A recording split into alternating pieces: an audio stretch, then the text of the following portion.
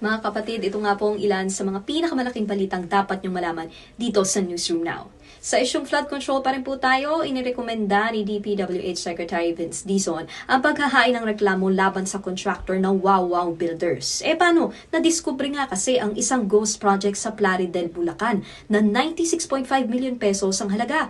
2024 pa raw tapos ang proyekto, pero napag-alamang 3 weeks sa gulang ito sinimulan.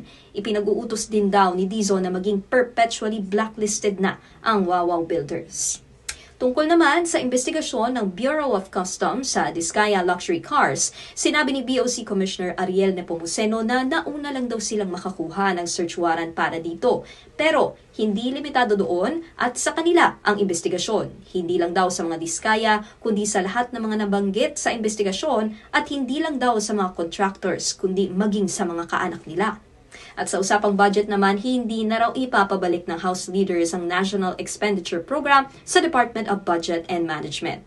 Nag-usap na raw kasi si House Speaker Martin Romualdez at DBM Secretary Amenah Pangandaman na DBM na lang daw ang pupunta sa mismong deliberasyon ng DPWH budget. Kasama dyan si Secretary Vince Dizon. Sa Kamara na lang daw nila iisa-isahin ang red flags na napuna ng mga kongresista. Yan ang ilan sa mga balitang dapat nyong malaman at abangan back-to-back nga po sa una sa lahat 5:30pm at Frontline Pilipinas 6pm dito sa TV5. Ako po si Nikki de Guzman para sa Newsroom Now.